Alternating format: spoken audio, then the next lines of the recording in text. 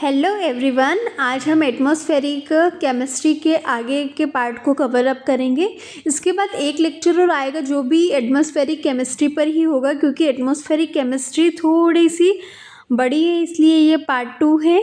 Part 3 में कल लेके आऊँगी। ओके, तो चलिए स्टार्ट करते हैं। Earth upper atmosphere focusing on the role of photochemical reaction in creating. तो चलिए यहाँ से स्टार्ट करते हैं। सबसे पहले देखते हैं कि एटॉमिक ऑक्सीजन है and the effect of altitude on oxygen composition. ये एटॉमिक ऑक्सीजन के बारे में है कि उसका एल्टीट्यूड पे क्या क्या इफेक्ट रहता है और उसका कंपोजिशन कौन सा मिलता है। तो क्या है इसमें, देखो, molecular oxygen ground state is a triplet state with unpaired electron, है ना। जो मोलिकुलर ऑक्सीजन होता है ना ग्राउंड लेवल पे, वो क्या रहता है, ट्रिपलेट स्टेट में रहता है, जो कि अनपेयर्ड इलेक्ट्रॉन के साथ रहता है, 3O2, है ना। फिर आता है atomic oxygen is produced in the upper atmosphere via the photochemical reaction, है ना। एटॉमिक ऑक्सीजन जो होता है ना, वो अपर एटमॉस्फेयर में मिलता है, जहाँ पे क्या होता है, फोटोकेमिकल रिएक्शन होती है, जहाँ पे ये O2 को क्या करता है, आपको पता है ना कि जैसे जैसे ऊपर की ओर चढ़ते हैं वैसे वैसे ऑक्सीजन की कमी होने लगती है। क्यों? क्योंकि वो जो फोटोकेमिकल रिएक्शन होती है ना, वो O2 को एटॉमिक ऑक्सीजन में कन्वर्ट कर देती है। O2 और H न्यू मतलब ये सनलाइट आ रही है ना, ये O+O मतलब एटॉमिक ऑक्सीजन में इसको क्या कर रही है, तोड़ के रख दे रही है। अब आते हैं यूवी रेडिएशन इन द 135 से लेकर 176 नैनोमीटर एंड 240 से लेकर 260 nanometre range is sufficient to dissociate the oxygen bond.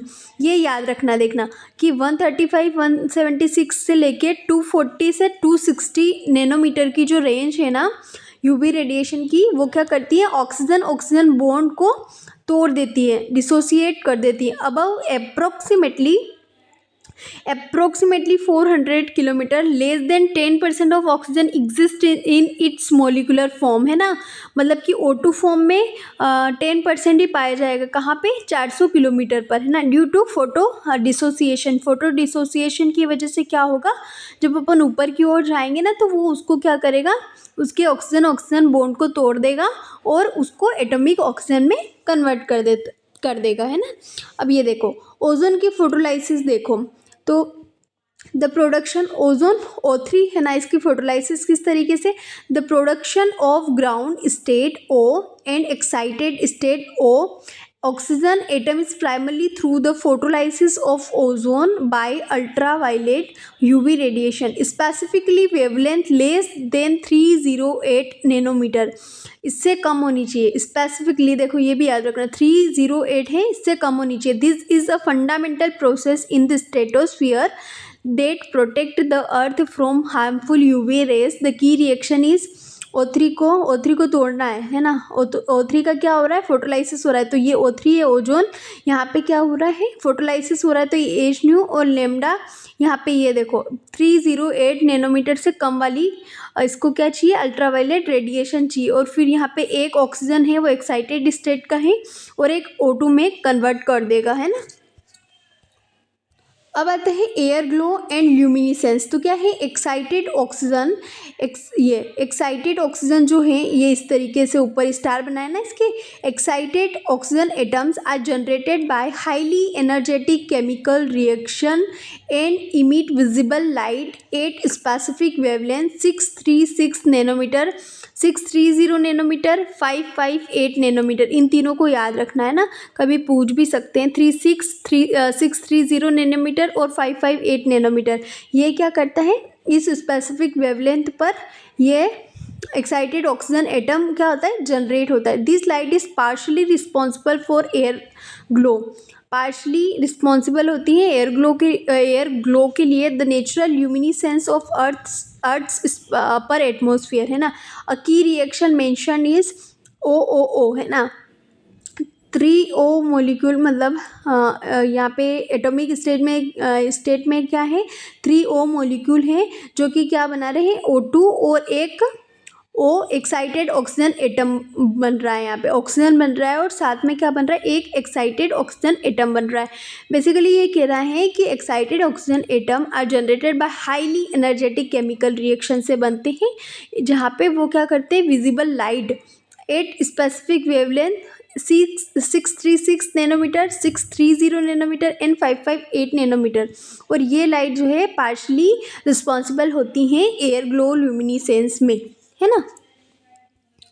अब ये वाली रिएक्शन देखो, oxygen ions in the ionosphere, तो क्या है, UV radiation can provide positive ions, है ना। यूवी रेडिएशन क्या करती है, पॉजिटिव आयंस को प्रोड्यूस करती है फ्रॉम न्यूट्रल ऑक्सीजन एटम्स। जो न्यूट्रल ऑक्सीजन एटम रहता है, एटम की बात बोला, मोलिक्यूल नहीं बोला, है ना। ऑक्सीजन एटम जो रहता है न्यूट्रल, उससे क्या बनता है, oxygen ion which are predominant species in some parts of the ionosphere. Predominant species है कहाँ पे, सम पार्ट्स, कहीं कहीं आइनोस्फीयर में। This ions react with neutral species, है ना। ये क्या करते हैं, न्यूट्रल स्पीसीज के साथ में रिएक्ट करते हैं, जैसे कि नाइट्रोजन और ऑक्सीजन के साथ में, to form other positive ions.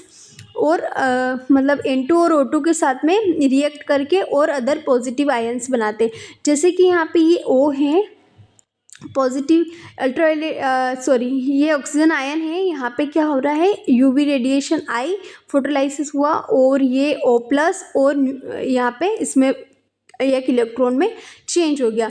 अब ये O प्लस जो है, मतलब उसका न्यूट्रल ऑक्सीजन एटम जो है, ये O2 के साथ में, और O प्लस यहाँ पे वापस से क्या बन रहा है, O बन रहा है। फिर ये O प्लस N2 के साथ में भी रिएक्ट कर सकता है, यहाँ पे NO प्लस और N क्या करता है, बनाता है।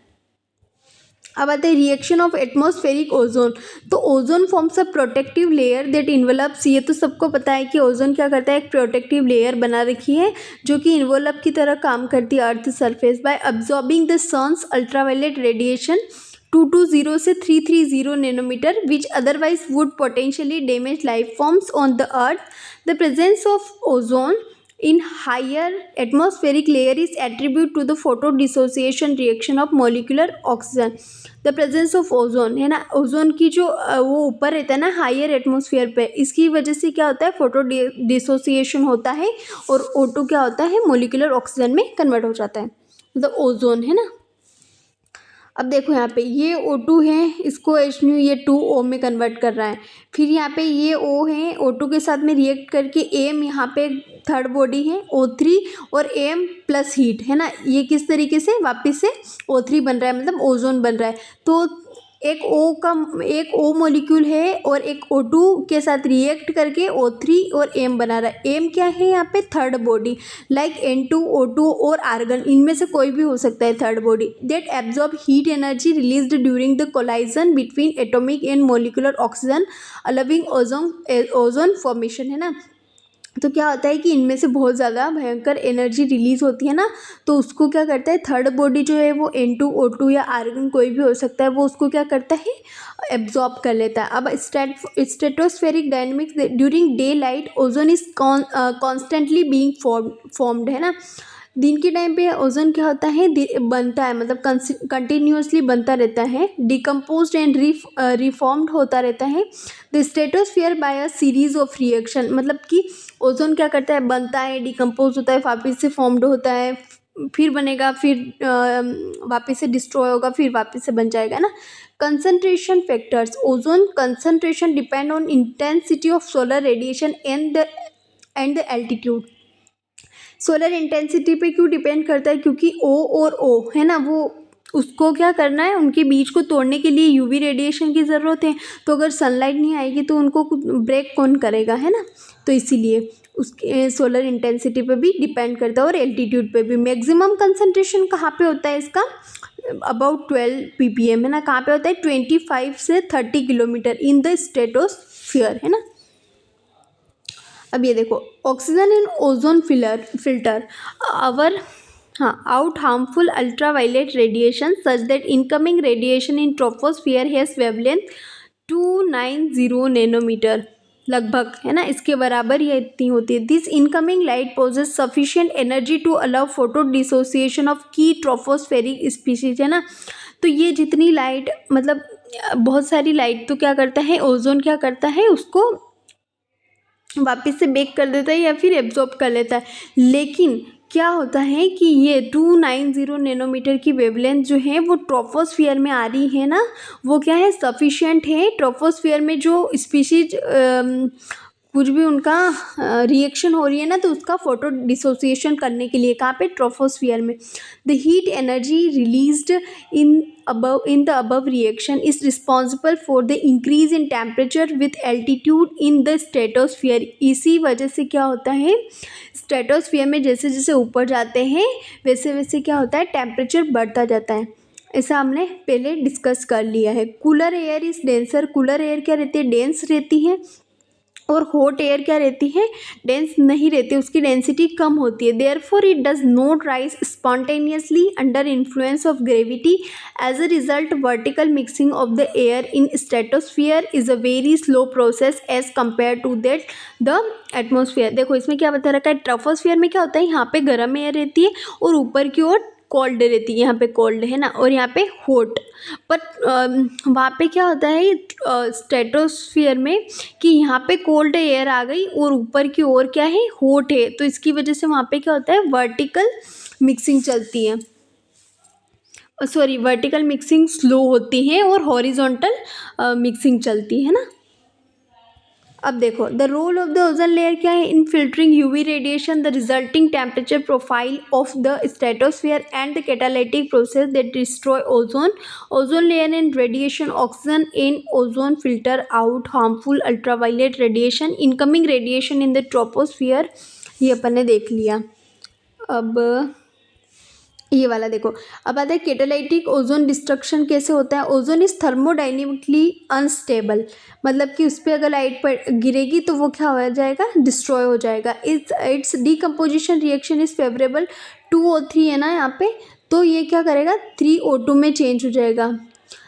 मतलब 2O3 है कि O3 ओजोन जो है वो 2 है ना, 2O3 कंपाउंड है, वो वापिस 3O2 में कन्वर्ट हो जाएंगे जब उसको लाइट मिलेगी। The reaction is catalysed by various pollutant track constituents like NO, NO2, H, HO radical, HOO radical, CLO radical, Cl, Br and BRO। ये क्या हो सकते हैं, कैटालिस्ट हो सकते हैं। अब आते हैं stratospheric ozone also react with atomic oxygen, hydroxyl radical and nitric oxide. इनके साथ में भी क्या करता है, स्ट्रेटोस्फेरिक ओजोन जो है वो रिएक्ट करता है। किस तरीके से, देखो अब ये O है, ये O3 के साथ में अगर रिएक्ट कर रहा है, यहाँ पे O2 बन रहा है, फिर वापस O3 HO रेडिकल के साथ में रिएक्ट कर रहा है तो O2 बन रहा है और HOO हाइड्रोपेरोक्सिल रेडिकल बन रहा है। चलो अब ये देखो, catalytic process of ozone destruction, the following reaction regenerate HO radical and further contribute to decomposition of ozone. ये क्या करे, देखो ये HOO हाइड्रोपेरोक्सिल रेडिकल क्या करा, इसने पहले देखा अपन ने यहाँ पे कि यहाँ पे क्या हो रहा था, ये नीचे ही नीचे यहाँ पे ये HOO रेडिकल बन गया है ना, तो वापस से ये HO रेडिकल क्या कर रहा है, यहाँ पे O के साथ में मिक्स होके यहाँ पे HO रेडिकल हाइड्रोक्सी रेडिकल बना रहा है और एक O2 बना रहा है। सिमिलरली नाइट्रिक ऑक्साइड जो है ना, one of the key pollutants in troposphere is also held responsible for the destruction of ozone. ये भी क्या करता है, ट्रोपोस्फियर में जो नाइट्रिक ऑक्साइड है ना, ये भी क्या करता है, ओजोन की डिस्ट्रक्शन के लिए रिस्पॉन्सिबल है। O3 NO, फिर यहाँ पे NO2 बन गया और O2 बन गया है ना, इसने भी डिस्ट्रक्शन करवा दिया। अब वापस से क्या हो गया, ये nitric oxide so consume during this reaction is recycled through the following reaction. फिर यहाँ पे नाइट्रिक ऑक्साइड ने NO2 बनाया था, वापस से O के साथ रिएक्ट करेगा, फिर नाइट्रिक ऑक्साइड वापस से बन गया और फिर O2 बन गया। Atmospheric N2O also accounts for the releasing of nitric oxide in the atmosphere. यहाँ पे वापस से N2O जो है ना, ये O से रिएक्ट करके 2NO बना दिया इसने वापस से, फिर वापस यही प्रोसेस NO से, ये देखो ये यहाँ पे NO से वापस से NO2 बन रहा है नीचे, NO से NO2 बनेगा और O2 बनेगा, O3 का डिस्ट्रक्शन होगा। तो यह मतलब ये वाली रिएक्शन क्या है, स्ट्रेटोस्फियर में चलती रहती है कि ओजोन बनता है, वापस से डिस्ट्रक्शन होता है, वापस से रीफॉर्म होता है। हाँ, एटमॉस्फेरिक केमिस्ट्री जो है ना, थोड़ी सी ऐसा लगेगा आपको कि कंफ्यूजिंग है, पर आप इसको 1-2 बार देखोगे ना तो अच्छे से समझ आ जाएगा, है ना। आई होप आपको क्लियर हो गया होगा। Thanks for watching, bye bye. Next part के लिए।